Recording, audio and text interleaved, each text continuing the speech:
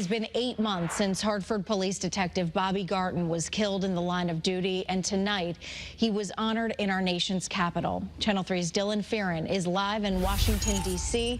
with more on the emotional ceremony. Dylan. Well, Aaron, 282 fallen officers were honored on the National Mall tonight, 118 of them gave the ultimate sacrifice last year.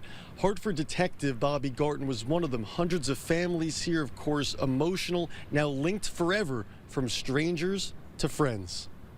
Robert Carl Garton. Connecticut's brave fallen hero now linked with thousands. His name echoed through the National Mall, inscribed on a sacred wall, a constant reminder of what these officers gave.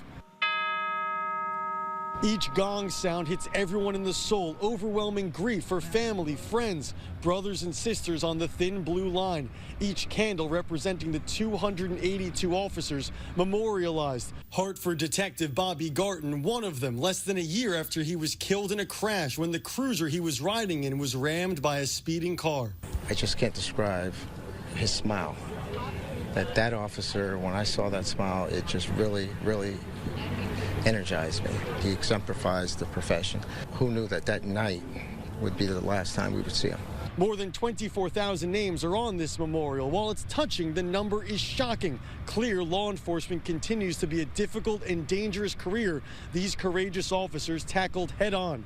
James Howell is a retired New Haven officer. I think it's everybody's responsibility to come here to support the widows and the officers who were killed in the line of duty. One of the most beautiful parks that are underused by the public, that they don't know that the law enforcement memorial's here in D.C. An emotional tribute as thousands faced the U.S. Capitol, the Washington Monument behind them. Unsurprisingly, there were tears. These families now linked forever, knowing there's no risk-free days in this life, but that their loved ones were selfless and heroic.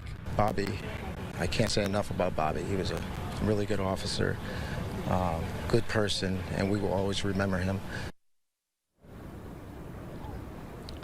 And you heard Assistant Police Chief Howell saying he loved seeing Bobby Garton smile every day and that he misses it every day. Only fitting, Aaron, that the two pictures on the memorial of Bobby Garton, he's smiling. Bobby Garton was 34. He died September 6th, but now is memorialized forever in our nation's capital. We're live in Washington, D.C. tonight. I'm Dylan Fearon, Channel 3 Eyewitness News.